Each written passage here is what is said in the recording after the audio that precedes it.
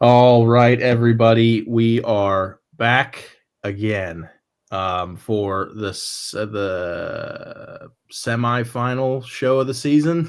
Yeah, Second second to to last last. week. Yeah, there's a penultimate. Is that the right word? I think, Penultimate? yes, I think yeah. so. Okay.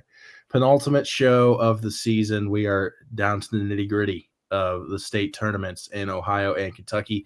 Of course, as always, my name is Daniel Kuhn, and of course, along with me is my co-host Jacob Berkemeier, and we are going to talk about everything tri-state football or tri-state high school football.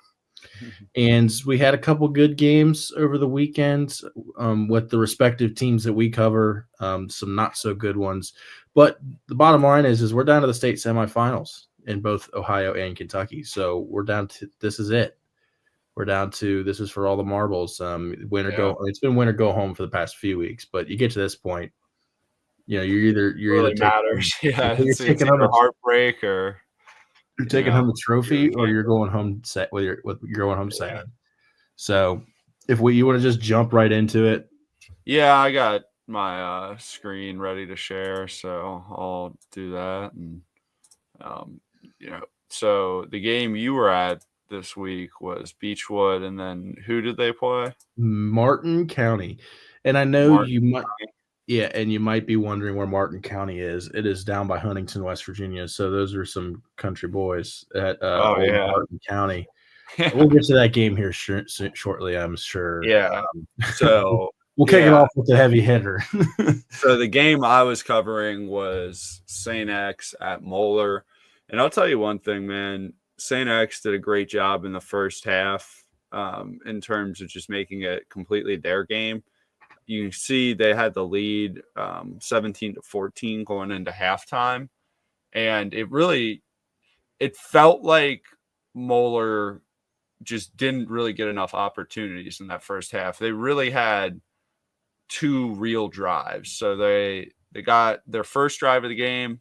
Um, they were moving the ball and then got to about the 50. Snap over Ponatowski's head, 20-yard loss on a 3rd and 1. So 4th and 22, they punt. And then X, I think, led time of possession like 16 minutes to 8 minutes in the first half.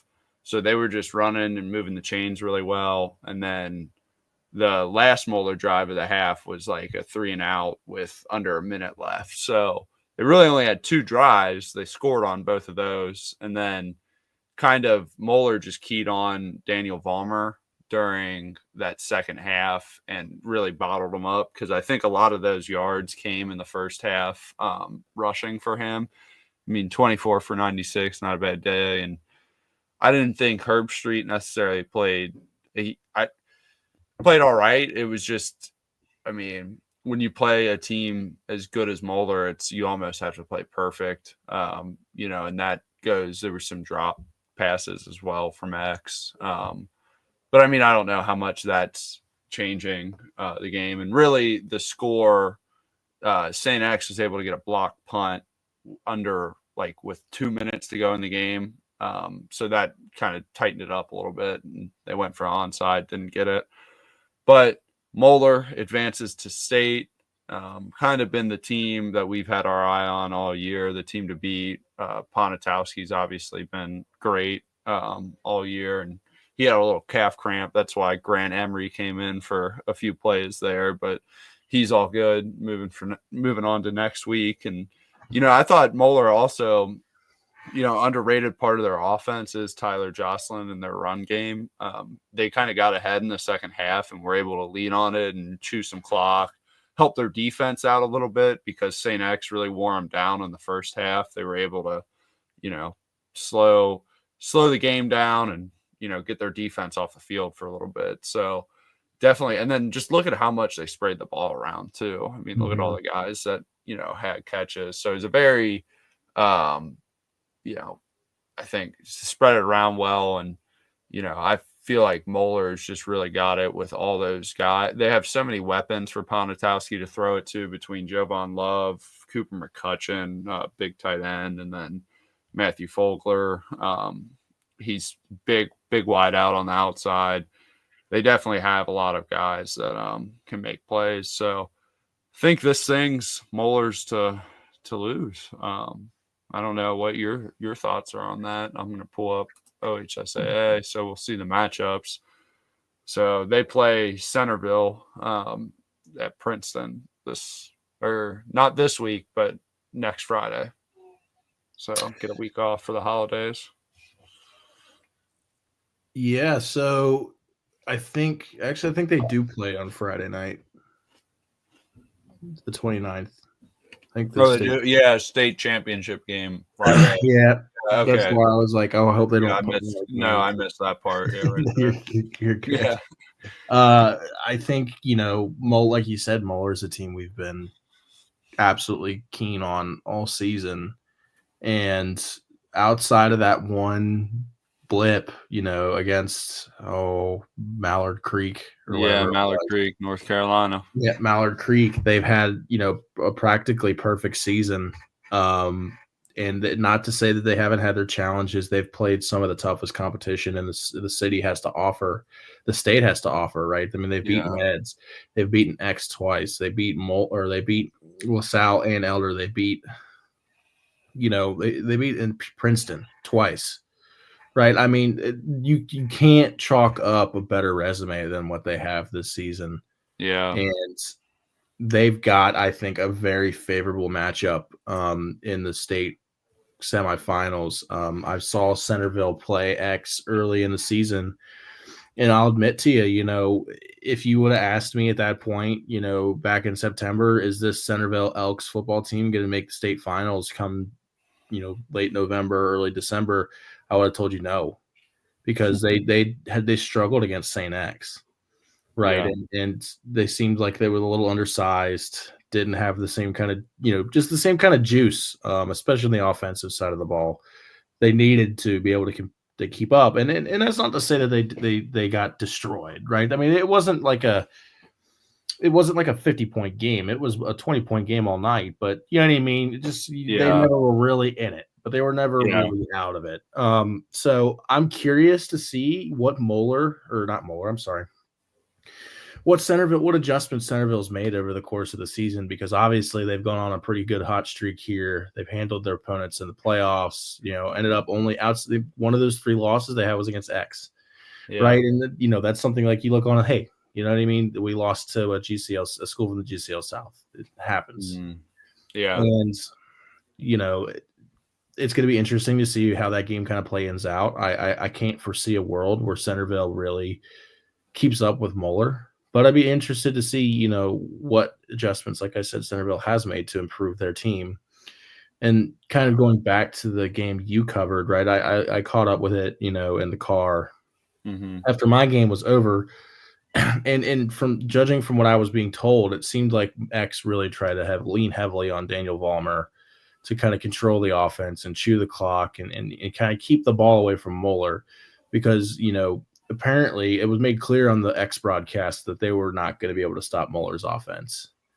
And their goal is to keep it away from Moeller's offense in the first place. Moeller figured it out, teed off on, Daniel Vollmer, and kind of the grounds and pounds, short chunk yardage, chew the clock game that St. X was playing. And once Moeller got a handle of that on the defensive side of the ball, I mean, Pontatowski and that Crusaders offense just took off, and it was, all she wrote for X. But it never fails to disappoint. St. X and Moeller always play each other close, always play tough. I mean, and it's a shame that it works out they can't play in the state finals, because if they did, it'd be a whale of a game. But another great playoff game, and it's going to be exciting to see what Moeller can do, especially considering they have that Springfield monkey off their back now. Oh, for sure. Yeah, it's not having to play Springfield in the state semis is definitely a good sign. Don't play them at all. Yeah, and what month did you say you went to Centerville? It was like September. It was early this season. I'm also wondering if Centerville might have gotten some guys back from injury. Yeah, because that's something I feel like we're not like. I know some games like I won't. Sure. You just kind of like realize it like midway through the game, like, okay, wait, this guy might not be on the field. Like you see guys with their jerseys on and stuff, but Right. I mean, at that point, it's so early in the season, right? I mean, how you think what you're seeing is the final product, right? You Yeah. don't even take into consideration, oh, guys might be hurt from the off season. Well, because I know, like, with Beechwood, like, when I went to their game in October, or maybe it wasn't October, or maybe early October, I forget exactly, but Fryman was hurt, Mhm. and, I found that out after the game after talking to their head coach, and, he was like, "Yeah, it's probably out 8 weeks. We're hoping to get him back around 2 or 3 of the playoffs." So, I They mean, then got him it's back. like you watched him, and he clearly had a big Mhm. day, and we'll get to that too. But Mhm. yeah, I mean, so that's something that Centerville might have gotten some guys back, and this could be a different team than what you saw Sure. against St. X. So just want to put that out there. But definitely, I mean, this is Moeller's to lose. I mean, they haven't played Olentangy Liberty, but I mean, they played St. Ed's and won 35-30, so they definitely they have a chance. So hope hope the Crusaders can get it done. Yeah, I mean, Yeah, I think mean that's they're the only pretty. team from Cincy and D1 left, so Uh, that's we got no one else to root for. I mean, we got Anderson too down here, and we'll talk about that because that was another really good game over the weekend. I mean, that's GCL too. Let me get to so Anderson and LaSalle. So as we talked about last week, just mm. LaSalle playing Anderson, probably their toughest game of the year. To this I mean, point, right? I mean, we don't yeah, know much about the other teams in the state finals. I don't know anything about, who they're playing. It's like Big Date or Big Walnut. Akron, There it is. Archbishop, Hoban. Or no, Hoban, that's the other matchup, and then Avon. They play Sandbury, Big Walnut, never who's heard of Big also Walnut. they're 13-1. Yep. Um, so I mean, these are definitely Big some other Walnut. good What a teams. what a name. I go Yeah, Big Walnut. Heck yeah. Sandbury, Big Walnut. Heck Yeah. yeah.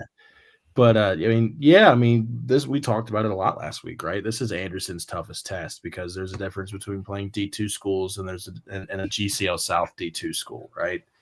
Mhm. We talked about it and preached about it all year. That GCL South is a tough conference to play in, and you never can sleep on them in the States because they're so battle tested. They play some of the hardest schedules, non-conference in the state. And they were up to the task against Anderson. Yeah.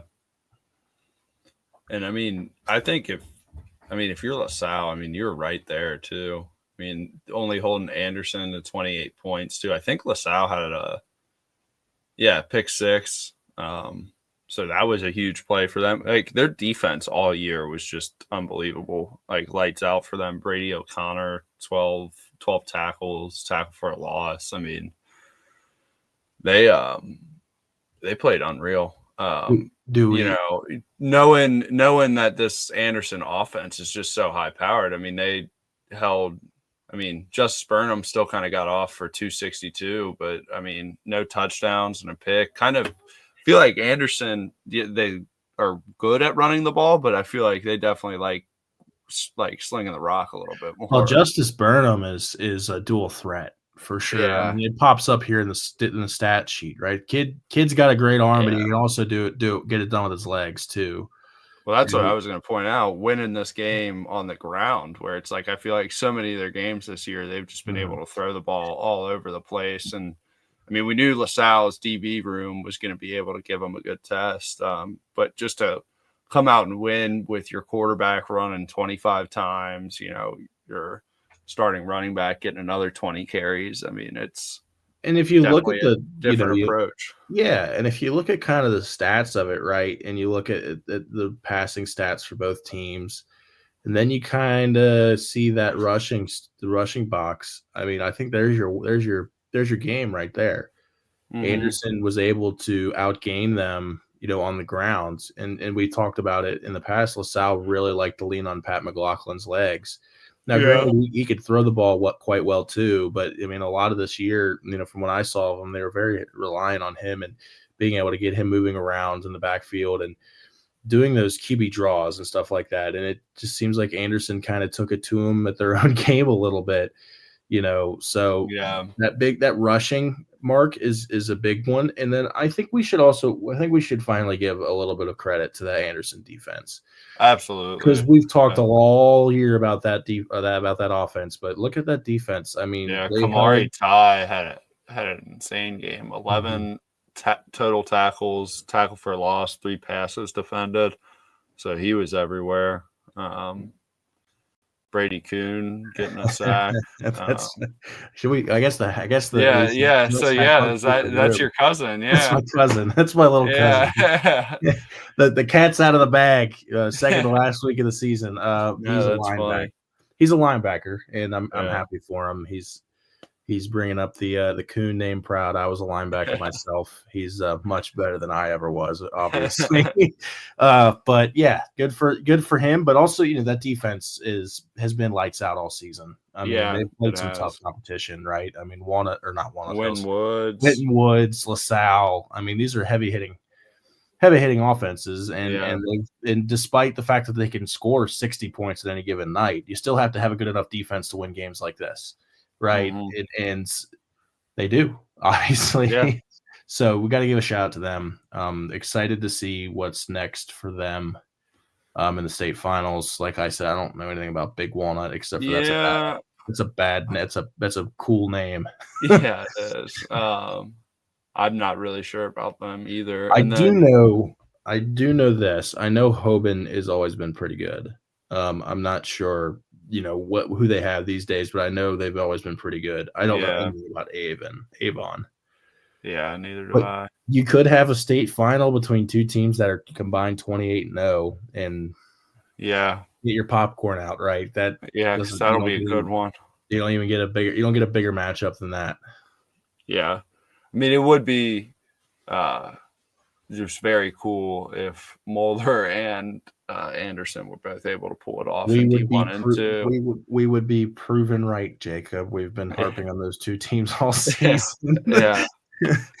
I'll tell you the one team that's a surprise. We'll kind of, maybe not a surprise, but just it's cool to see them there too, is Taft in the D4 state semis. They've had a whale of a run this year in the States. Yeah, playing in Hutton, Indian Valley. I'm not sure if I pronounced that right, and I've not heard of that school.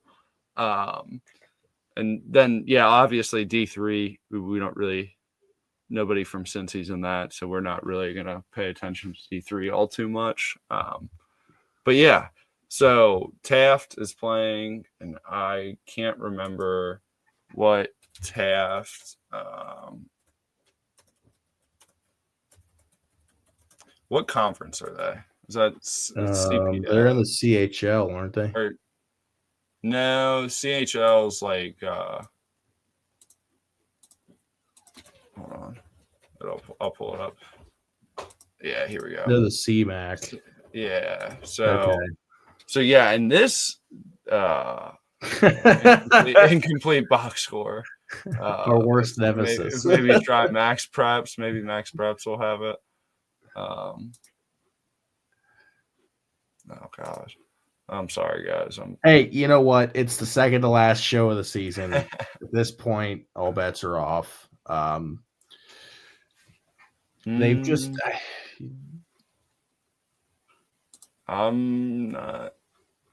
It's not the best box score. Okay. Well, I got nothing for the box score wise, but I was very surprised by the score of this game because I watched Alter play Taylor the week before, and Alter really looked dominant against Taylor. So, and like Alter was also very big and athletic on the defensive side of the football, like even in the secondary and just up front. So it's really impressive to me that Taft not only won, but won like 28-6 and just kind of steamrolled Alter, which I know Alter really got their run game going against Taylor. When I watched them, they run the triple option. So I guess Taft they probably played them really sound if they only gave up 6 points. I mean, good gap, like staying sound with their gaps and on the pitch and everything. So, I mean, I think they have a really good chance because, I mean, they've played some really tough competition this year as well. I think you look at it this way. Monsanana, I don't know how to say his first name. Taft's quarterback. Yeah. Monsanana Torbert has kind of really been the catalyst for this team's success this year. Because if you go and look at his stats, because I got the same thing pulled up, look at his passing and look at his rushing. I mean, he's almost got 2 1,000-yard seasons. Yeah. And that is as dual threat as it gets. Mm-hmm. You look at some of his stats. There isn't anything pulled up for Alter, but you look at that Brookville game, right? I mean, 11 to 12, 265, and four touchdowns, and then 4 for 89 and a touchdown. Right. I mean, well, and even in the playoffs, the cool thing you can see here is like they've switched their style up, and that's probably been a big key to their success. And I don't know if it's full box scores, but either way, he's going from 4 carries, against Brookville. I guess that's the second round. I almost wonder if he got hurt at the midway point of the season, because if you see that Mount Healthy game, and then he didn't play, and then he was back. Do you know what I mean? Like, that would make sense, missing those 3 games. Yeah. And then look at the scores they've had since he came back, minus the Indian Hill game. But Indian Hill had a really, really good defense all year. Yeah, they did. So you look at that, you look at those numbers, and it's just he's the catalyst for this offense. It lives and breathes through him. I mean, they lost to Mount Healthy, but he's a sophomore. And he's That's crazy. Yeah. So. Look at that. Look at they've lost to Mount Healthy, but look at that game he had. He had 2 completions. I don't even know if that's right. 2 completions for 113 yards. I'm not sure if is that possible. I guess.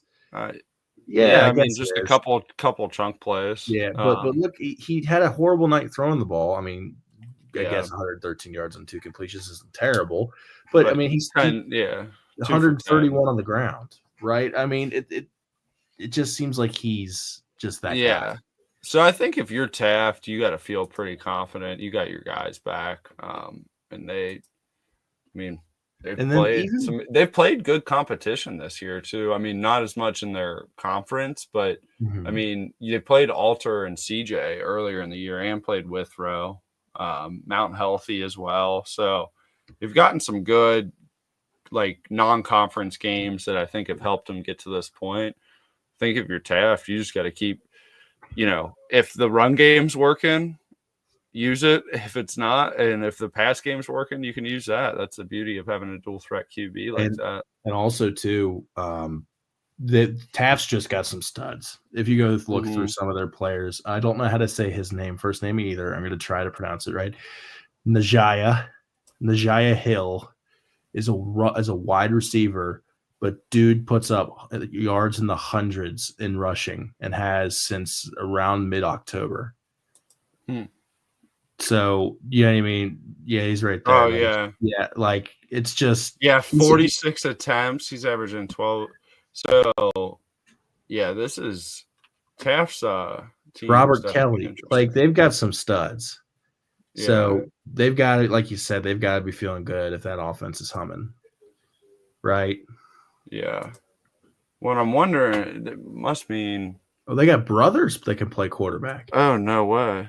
Oh, my God. He's a freshman and a sophomore. Holy cow. That's crazy. That's crazy. They're set up pretty nice for the next couple of crazy. years. That's like one of the wildest things I've seen in a while. Okay. I was about to say if they had like a running back that was also he's a junior. Sophomore. So. Yeah. What's that? But I mean, you can see they get the rock to a lot of different players. But I mean, you see these averages here: 11.9, 12, 15, 16.7. If you get those types of explosiveness with that, you're going to be in pretty good shape. So yeah, I think they just have to keep leaning on what's been working for them, and they had a pretty good shot to make some noise and finish the job. But It'll be exciting to see. I think that'll be something worth keeping an eye on for sure. That D4, Yeah, something we talked about at the beginning of the playoffs, and I think it's still going to be good, exciting here at the end. for sure. But with all that being said, that'll wrap up our Ohio portion of the segment, and we move on to a big game this week. Cooper versus Highlands, and Cooper beat Southwestern 56-15 in the previous week, and then Highlands beat Pulaski County 42-18. This is So it. This is the matchup.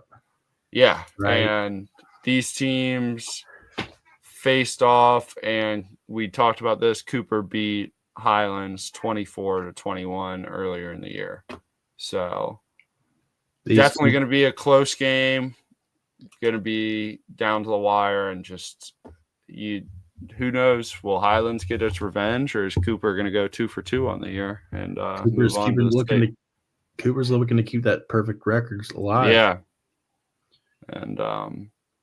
and Highlands also, by the way, is the only team that's come even remotely close. Well, Ryle too. Ryle 21-14. Yeah. So, and which Ryle is also in the state semis as well. So definitely two good teams that they've like eked a win out kind of, but let's see if they can continue with their perfection. But I don't know. How do you get the bot? I guess you got to click here. It's weird. You got to click on that. And it'll only give you is it like right here stats. You go to click. You see where it says click next to Southwestern? Yeah, hold on. Oh yeah. It'll only give you Cooper's stats though. It won't give you both teams' stats. It's weird how it's set up. Well, you can see Cam O'Hara though, 179 4 passing touchdowns. Keegan Mayer, 2 rushing touchdowns, only on 10 attempts. So he had a good day. And then Austin Alexander, 3 catches, 2 touchdowns. That's what we call efficiency right there. But you can just see, I mean, they've defense forcing 3 fumbles, and I'm not sure how that works if they forced 3 fumbles and recovered 4. I guess just a drop on one and a defensive touchdown. Yeah, I guess. So, I mean, and 2 interceptions, I mean, if your defense is going to force 6 turnovers, you should be beating a team by 50 points. So definitely if Cooper's defense is playing like that, it's going to be rough. Fun to watch. But I think I'm going to dig into Highlands real quick. And then Rio Littmer for Highlands, he had 329 and 4 passing touchdowns. And they didn't run as much, but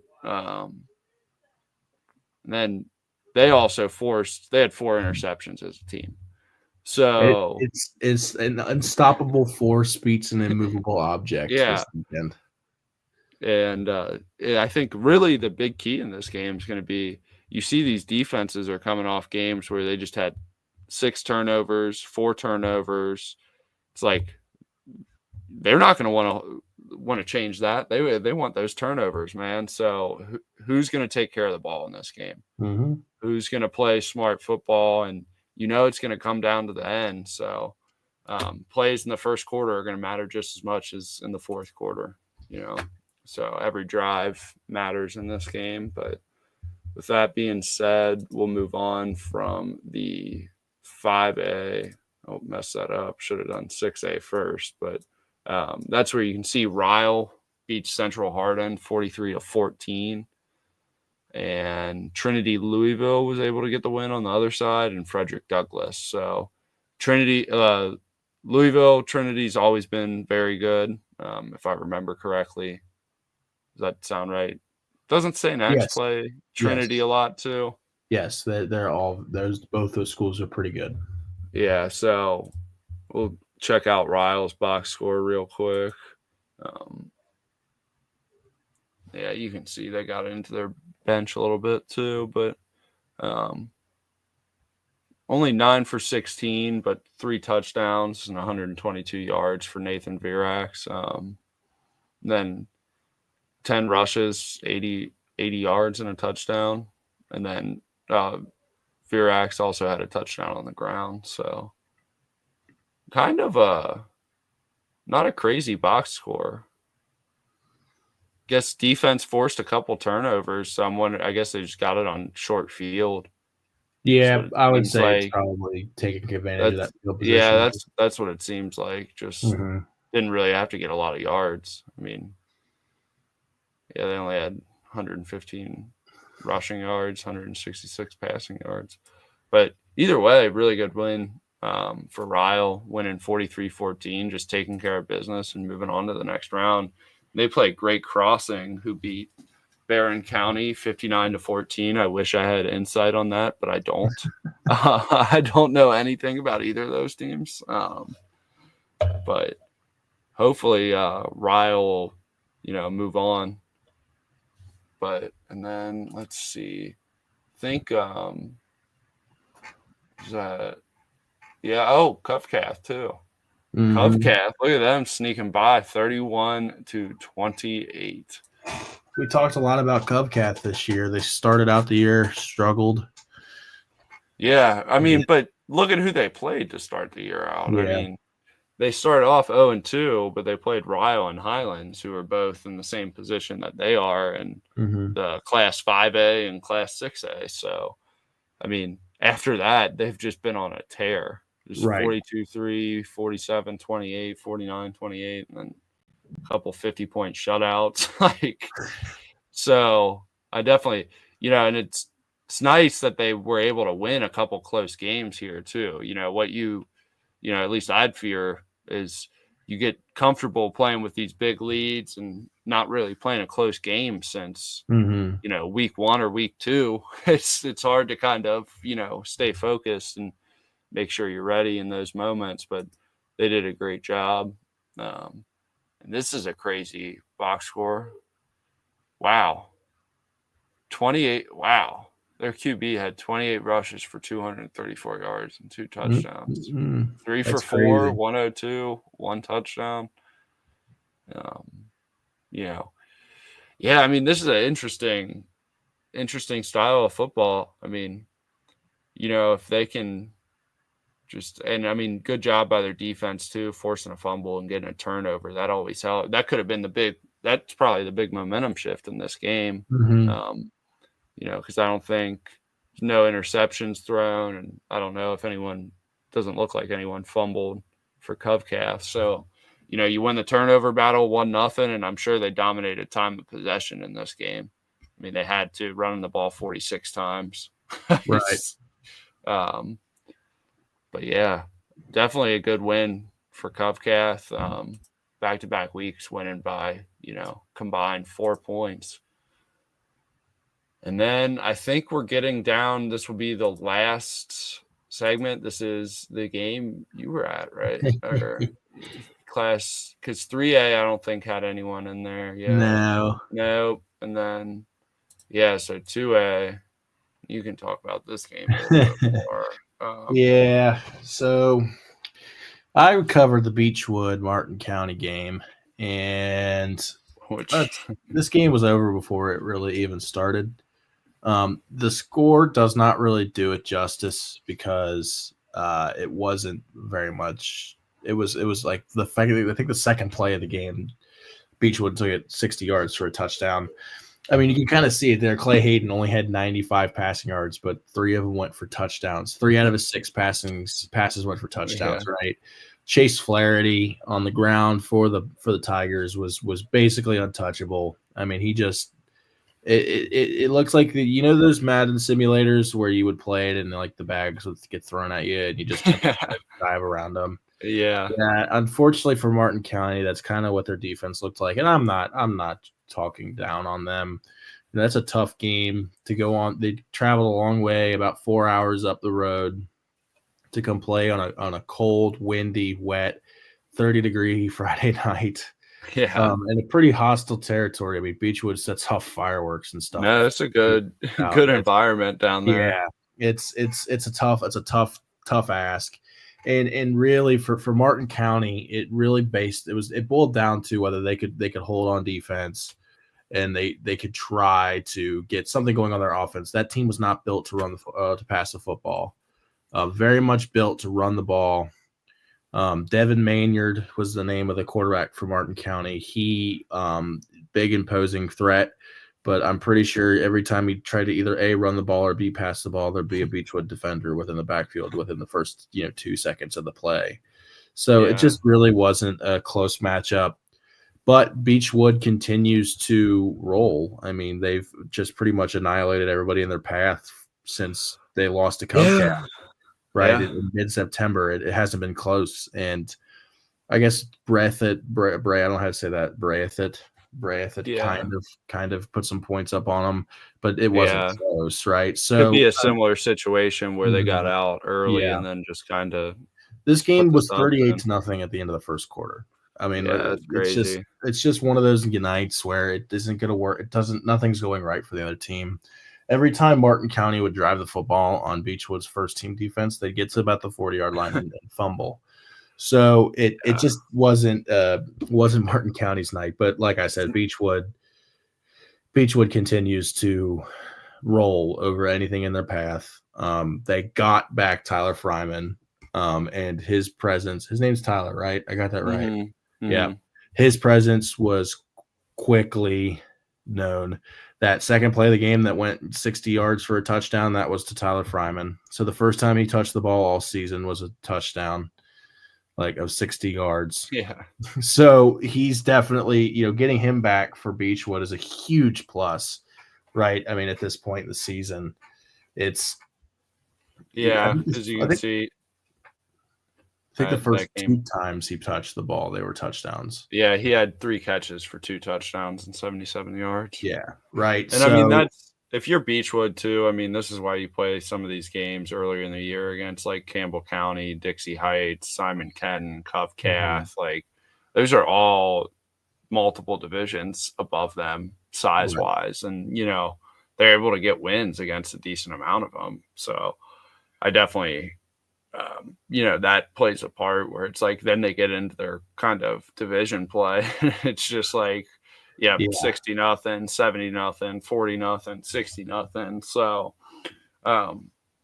now they might need to tighten up a little bit and make sure that they're, not overlooking their opponent. But they're definitely a team that is geared for playoff success. They can spread the ball around. They can hand it off. They can play good defense. Remind me a lot of Anderson. Yes, they just have every facet, right? They have the start. They have a really good player there they can lean on, and it even on their defense, right? His name's Maddox. I can't remember his exact name. Maddox. Maddox Kelly. Maddox Kelly, dude, number 52. Dude seems like he's in the backfield every play.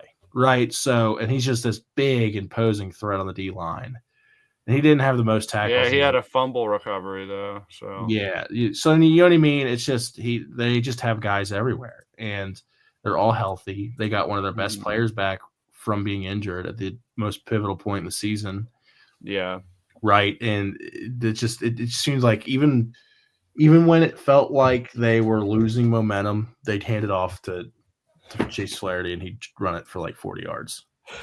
So that's a nice asset to have. They're that team. They're going to be hard to beat. I'm excited to see what kind of noise they make here in the state finals. And you never know, I may end up covering them again here next weekend. So yeah, exciting stuff. They play Lexington Catholic, I believe. Yeah, or Lexington Christian. Lexington Christian, yeah. They were really worried about having to play Mayfield. I will say that. Apparently last year Beechwood went all the way to this point and had to play at Mayfield. And I think Mayfield's, they said it's a 5-hour drive. And they because I guess the only game that's not home field is the state final game in Kentucky. And they ended up having to. I think it actually is. I think they do have home field advantage for the semifinal. They do. It's at Beechwood, but so last year, I guess last year they must have had to go to Mayfield, and they lost. Yeah, that makes sense. I mean, that's a huge. With Ohio, it's like Ohio. They're in the regional final. They're playing at neutral field, so Right.